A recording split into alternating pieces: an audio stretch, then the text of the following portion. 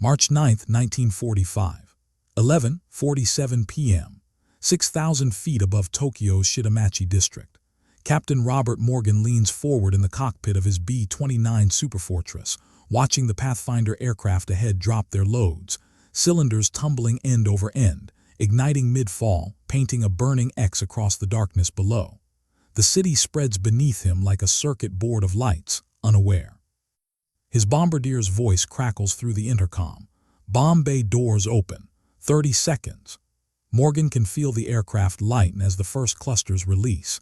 M69 incendiary bomblets, each one a 6-pound stick of jellied gasoline that burns at 2,000 degrees and can't be extinguished with water.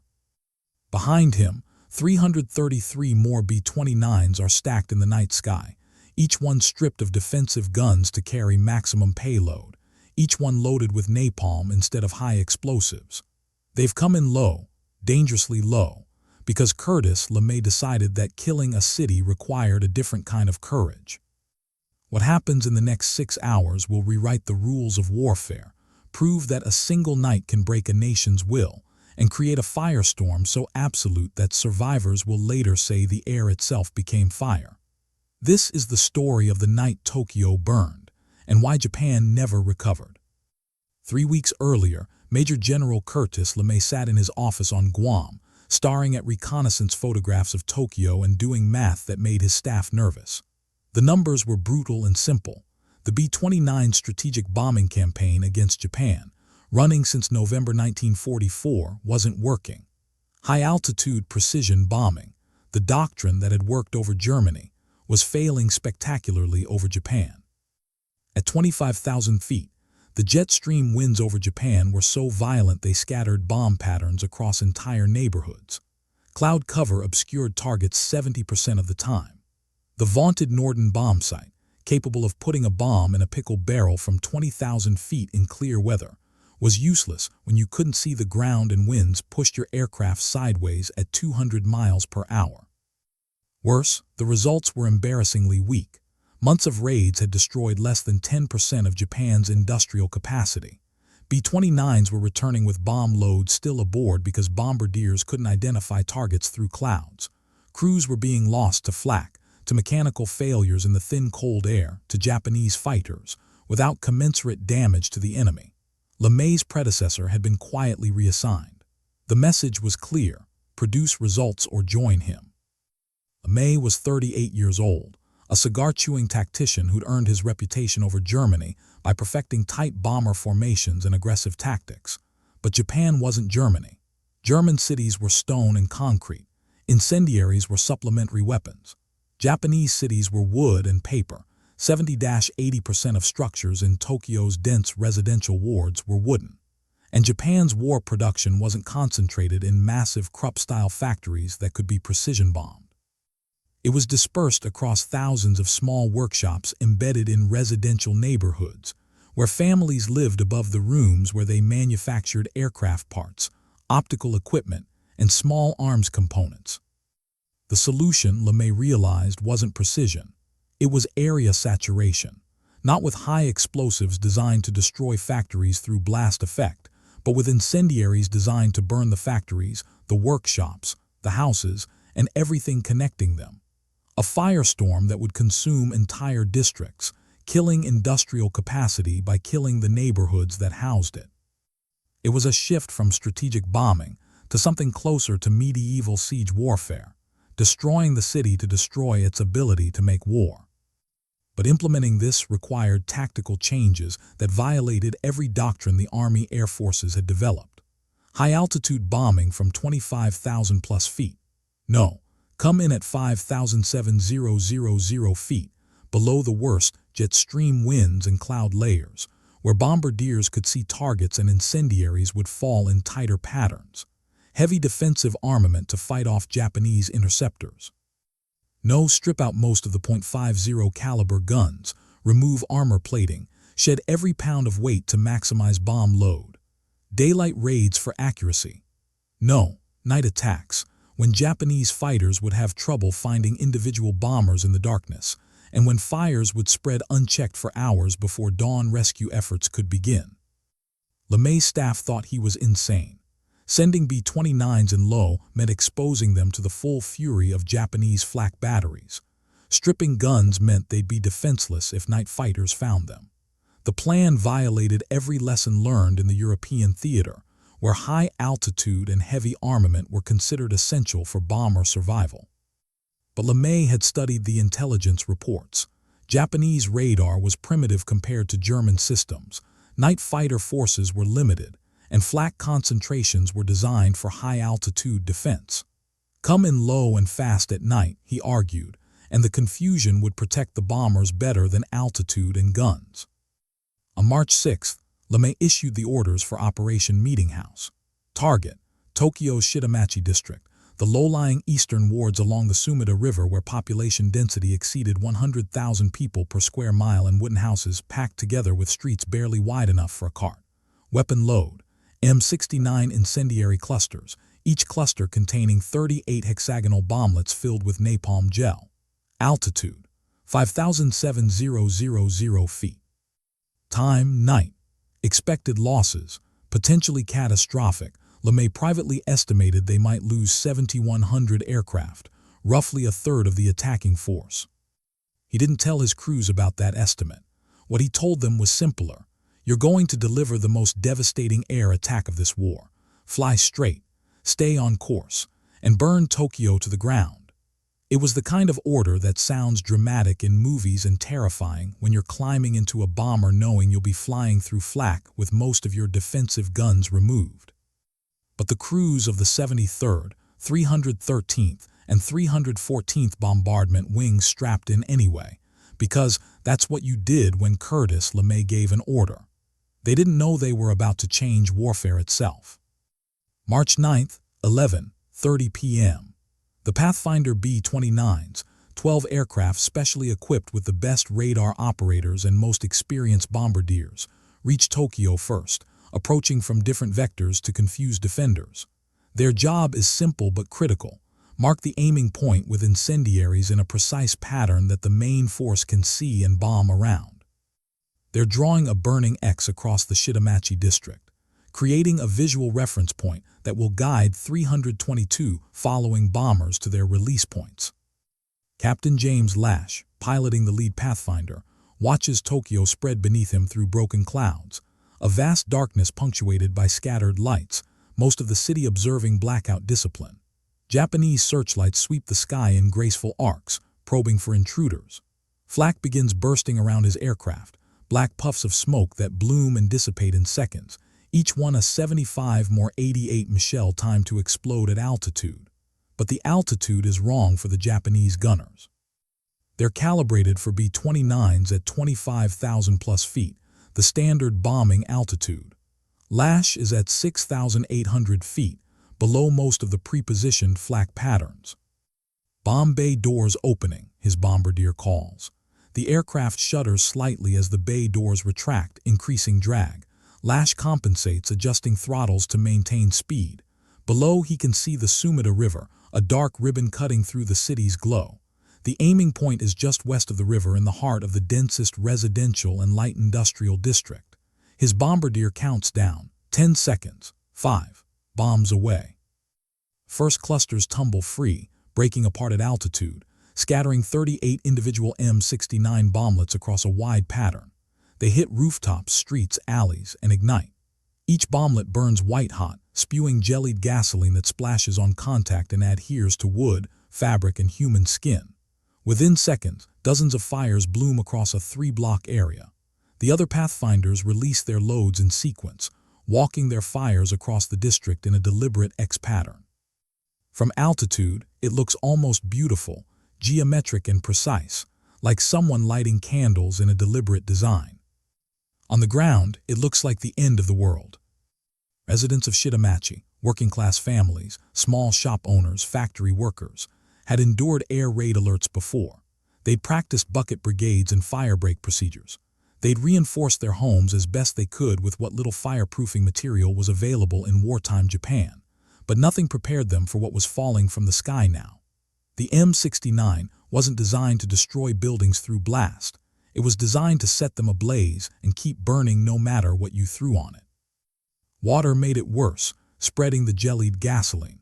Sand smothered small fires but did nothing against the sustained chemical burn of napalm. Within 10 minutes of the Pathfinder's drop, over 100 separate fires were burning across a square mile of Tokyo. Wind, always a factor in the city due to its position on Tokyo Bay, began to play a role. Fires created updrafts. Updrafts pulled in surrounding air. Air movement spread embers and intensified existing blazes. The individual fires began to merge, feeding on each other, creating larger and larger zones of combustion. And then the main force arrived. At 12:15 a.m., the first wave of B-29s from the 73rd Bombardment Wing reached Tokyo. They could see the Pathfinders burning X from 20 miles away, a brilliant crosshatch of fire that stood out even through scattered clouds. Flight leaders oriented on the marker, adjusted their approach vectors, and began their bombing runs.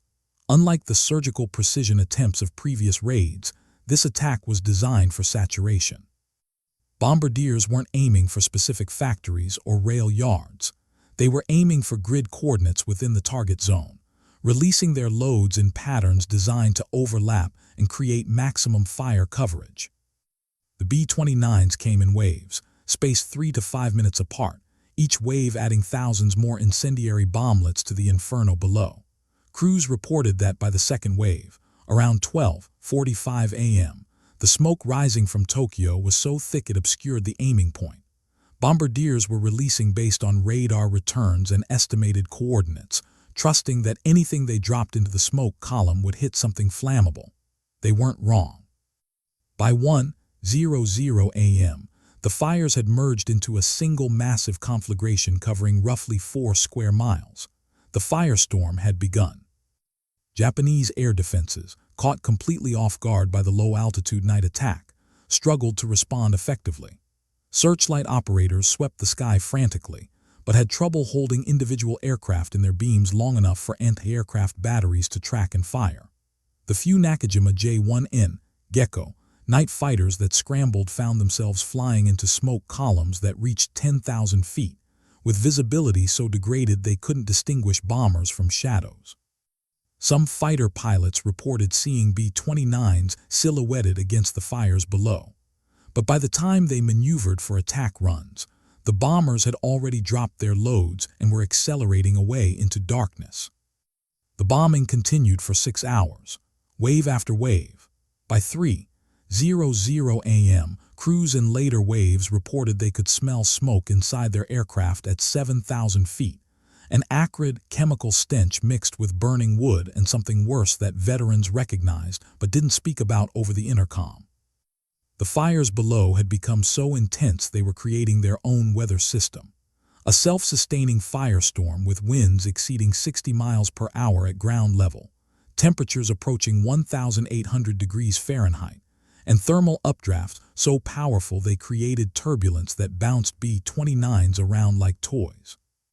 By dawn, Operation Meetinghouse had dropped 1,665 tons of incendiaries on Tokyo in a single night, more tonnage than the entire 8th Air Force dropped on Dresden, more concentrated destruction than any single raid in history. And the fires were still burning. On the ground, those who survived the night would later describe it in terms that sounded like religious apocalypse. The firestorm wasn't just large fires. It was a phenomenon where fire became a living system that created and sustained itself, feeding on oxygen, buildings, and people with equal hunger. It started with convergence. As hundreds of individual fires merged, they created a massive low-pressure zone at the center of the burning area. Physics demanded that surrounding air rush in to fill that void, but that incoming air was immediately superheated and rose as a thermal column, creating a self-reinforcing cycle. More fire, more heat, more updraft, more incoming air to feed the flames. Wind speeds at street level, initially 15-20 mph from normal evening breezes, accelerated to 50-60 mph as the firestorm matured. Those winds carried embers, sparks, and burning debris across firebreak zones that civil defense planners had thought would contain fires. Families who evacuated their homes as fires approached found themselves trapped in narrow streets where the wind itself had become a weapon. Fleeing residents described being pushed forward by hurricane-force winds, unable to stop or change direction, driven toward the fires rather than away from them. Those who fell were trampled by crowds behind them, equally helpless against the wind pressure. Fire breaks, cleared spaces where buildings had been demolished to create gaps, proved useless. Embers sailed across 100-meter gaps and ignited structures on the far side. Rivers became barriers rather than refuges. Bridges were choked with fleeing crowds, and those who jumped into the water to escape the heat either drowned in the crush or died from heat exposure as water temperatures rose. The Sumida River, which snaked through the heart of Shitamachi, became a killing ground of its own. Thousands fled to the riverbank seeking escape from the flames, only to find themselves trapped between fire and water. Those who entered the river faced a horrific choice: stay in water that was literally beginning to boil from heat radiation off the burning city, or climb out onto banks where the air temperature exceeded human survival limits. Bodies washed up along the Sumida for days afterward, some drowned, some burned, many showing evidence of both. Fire behavior became bizarre and deadly in ways that defied normal experience. Wooden utility poles exploded from internal heat, showering sparks in all directions. Asphalt streets softened and then ignited, creating rivers of burning tar. Glass windows didn't just shatter from heat, they melted, flowing like water from window frames. Metal roofing warped and peeled away, exposing building interiors to direct flame. And everywhere, the wind howled with a sound survivors described as demonic, a constant roar punctuated by the crack and crash of collapsing structures. Civil defense personnel, trained for conventional firefighting, were utterly overwhelmed. Bucket brigades and hand-pump fire engines, Japan's primary firefighting tools in 1945, with most modern equipment commandeered for military use, were laughably inadequate against fires that consumed entire city blocks in minutes. Fire stations burned with their equipment still inside. Fire crews attempting to create fire breaks by demolishing buildings found themselves surrounded by flames before they could finish. Communication systems failed as telephone lines burned, and runners couldn't navigate streets filled with fire and debris.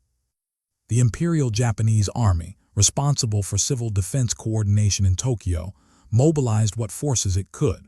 Soldiers attempted to establish evacuation corridors, pushing through burning streets to reach trapped civilians. Some succeeded, leading small groups to temporary safety in parks or open spaces. Many didn't. Entire platoons were reported lost in the smoke and flames, their fate unknown until bodies were recovered days later. The military's after-action reports, usually clinically precise, devolved into confused fragments. 3rd Company lost contact 2:17 hours vicinity Honjo Ward, and fire defense line abandoned due to complete combustion of all structures. By 3:00 a.m., the firestorm covered roughly 15 square miles, an area larger than Manhattan below 42nd Street. Smoke columns rose 15,200 feet, high enough that B-29 crews in later waves were flying through smoke even at 7,000 feet altitude. Some crew members reported visibility so poor they released their bombs solely by radar and estimated timing, unable to see the ground at all. Others reported seeing the fires through gaps in smoke, vast oceans of flame that seemed to have no beginning or end, just continuous combustion stretching to the horizon. The thermal output was so extreme it created its own wind patterns that spread the fire in unpredictable directions. Areas that should have been safe, upwind of the initial target zone, separated by rivers or fire breaks, suddenly found themselves under ember attack as the firestorm's convection currents carried burning material miles from the source. Neighborhoods that weren't even in the target area burned because the firestorm had grown beyond anyone's ability to predict or control. At approximately 4:30 a.m., with dawn beginning to lighten the eastern sky, the last B-29s of Operation Meetinghouse dropped their final loads and turned for home. Behind them, Tokyo burned with an intensity visible from 150 miles away. Crews would later report seeing the glow on the horizon for an hour after leaving the target area. The raid was over. The fires were not. March 10th, 6:00 a.m. The sun rose over Tokyo through a pall of smoke so thick it turned daylight into a gray twilight. What it revealed broke the minds of those who witnessed it. 16 square miles of Tokyo, the entire Shitamachi district and parts of adjacent wards, had been reduced to ash and rubble. An area roughly equivalent to the city of San Francisco had ceased to exist in a single night. The destruction wasn't the pockmarked damage of conventional bombing, where some buildings stood while others collapsed. It was total, absolute erasure. Wooden structures had burned to their foundations, leaving only ceramic roof tiles scattered across ash fields. Stone and concrete buildings stood as hollow shells, their interiors completely consumed, their walls blackened and cracked from heat stress. Metal iron fences, steel beams, bronze statues had warped and melted like candle wax.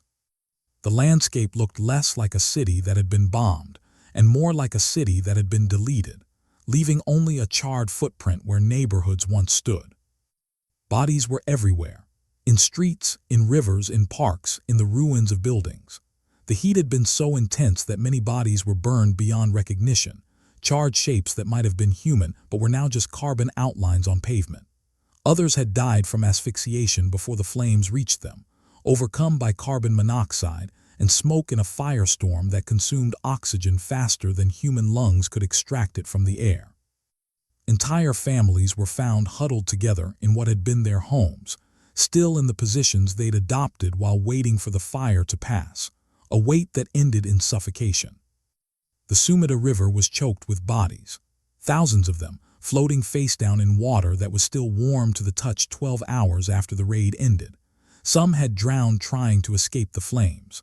Others had succumbed to heat exposure in water that had briefly approached boiling.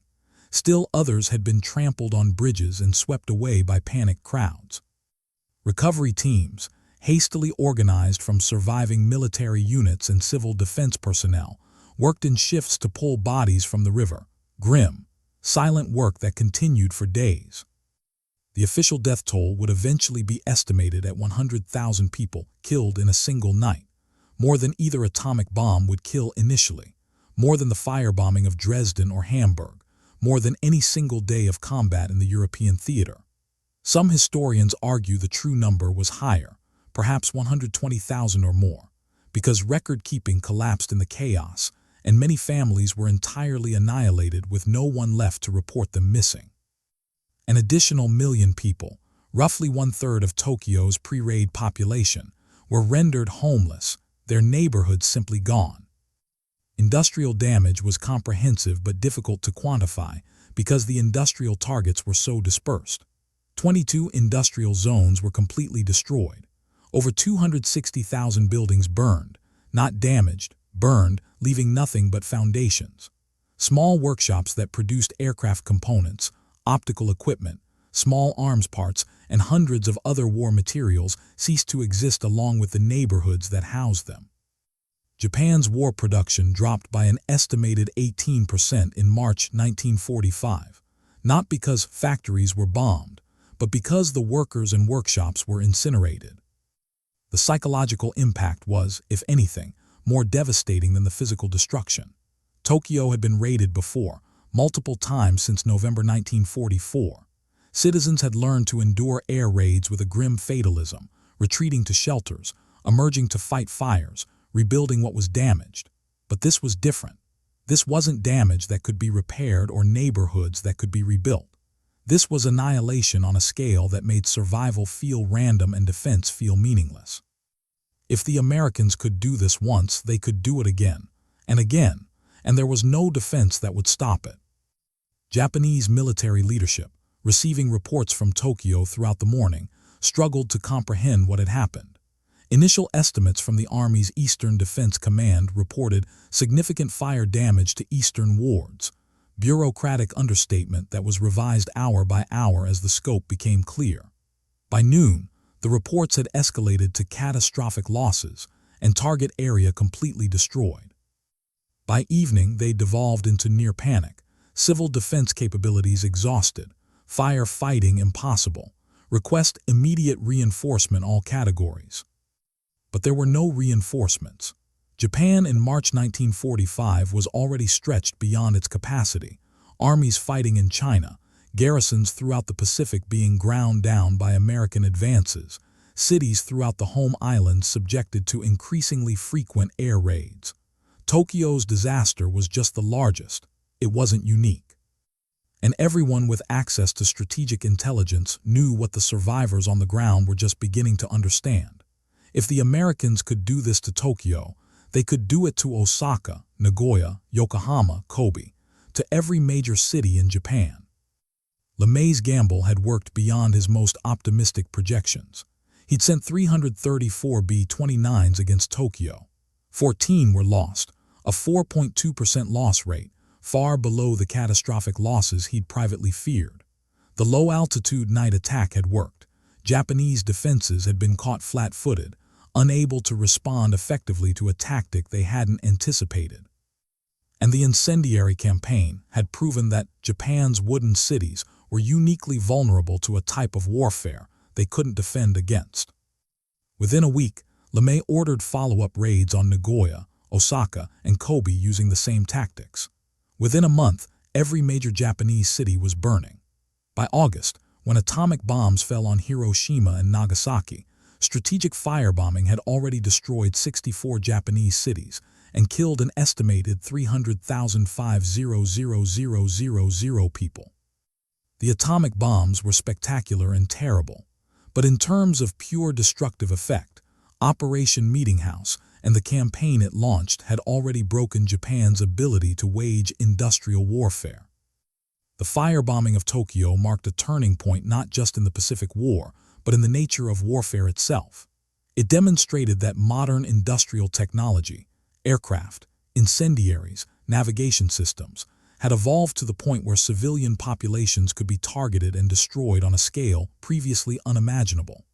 The line between military and civilian, between combatant and non-combatant, had been blurred beyond recognition.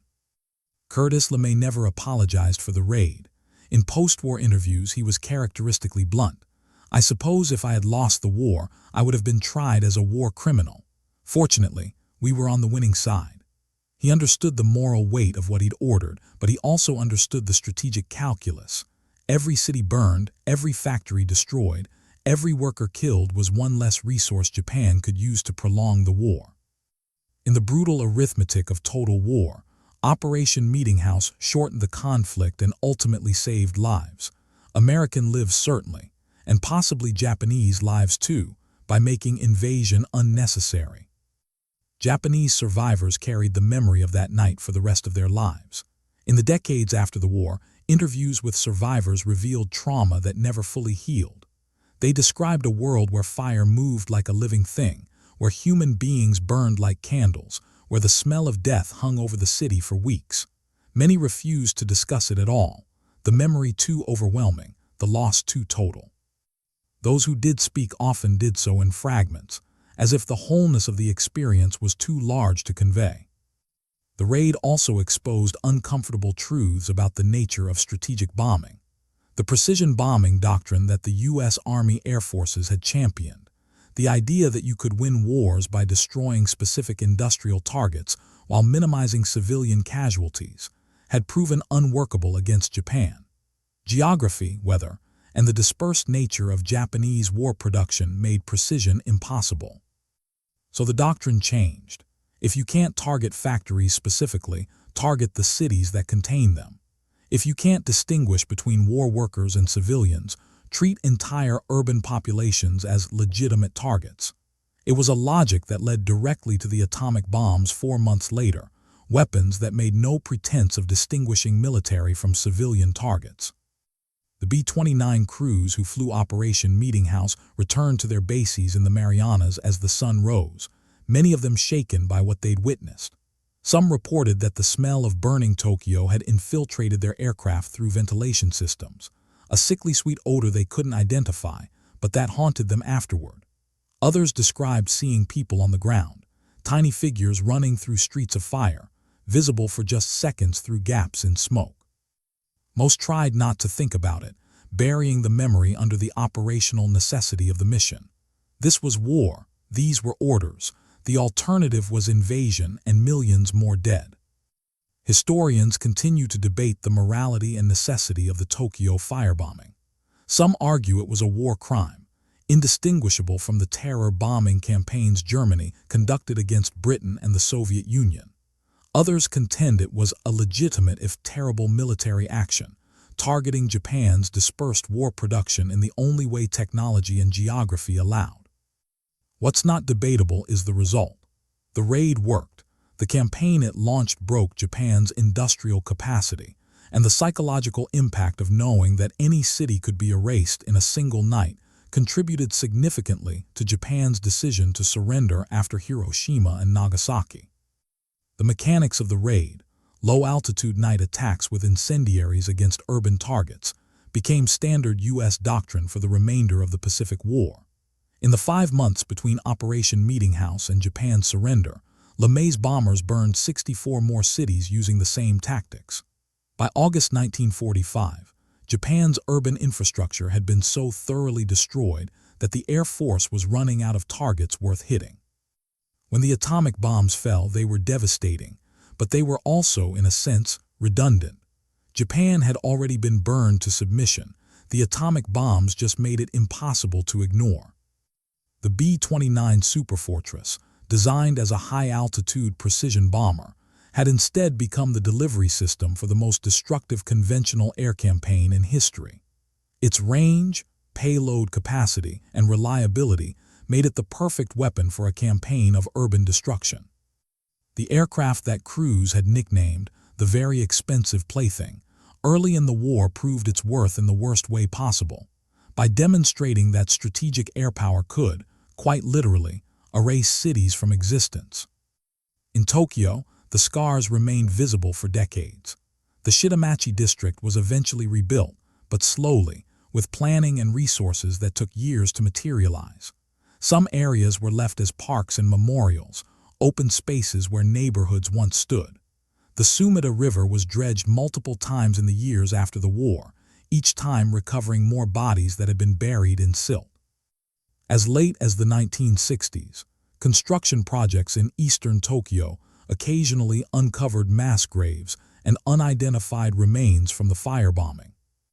Japan's post-war pacifist constitution, imposed by American occupation authorities, included Article 9's renunciation of war. That article was drafted by people who'd seen Tokyo's ashes, who understood that modern warfare had evolved into something that made total destruction not just possible but efficient. The firebombing wasn't the only reason for Japan's post-war pacifism, but it was certainly part of the calculus. A nation that had been burned nearly to extinction had powerful reasons to reject military adventure. For the United States, Operation Meetinghouse became a classified success story, lauded in military circles, mentioned quietly in histories, but never publicized the way D-Day or Midway were. There were no monuments to the crews who flew it, no movies celebrating the mission, no national remembrance. It was too ugly, too close to the moral boundaries Americans preferred not to examine. Better to focus on the atomic bombs, cleaner, more scientific, easier to frame as a terrible necessity that ended the war. The night Tokyo burned remained in the shadows, a victory achieved through means too uncomfortable to celebrate. But the raid's legacy lived on in military doctrine, in the development of napalm and incendiary weapons, in the understanding that urban civilian populations were legitimate targets in total war. Vietnam, where napalm became synonymous with American air power. The Gulf War, where precision-guided munitions promised to return to the ideal of surgical strikes. Every modern conflict where air power is employed carries echoes of the choice Curtis LeMay made in March 1945. How much destruction is acceptable to achieve military objectives? Where is the line between legitimate military action and war crime? Who decides? Those questions remain unanswered, perhaps unanswerable. What Operation Meetinghouse proved beyond doubt is that the capacity to destroy had outpaced the wisdom to constrain it. A single night, 334 aircraft, 1,665 tons of incendiaries, and a city of millions burned until morning. That capability, once demonstrated, could never be unknown. The box had been opened.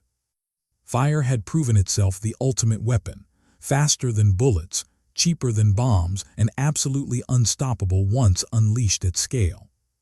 Tokyo burned in a night, and in burning changed the calculus of war forever.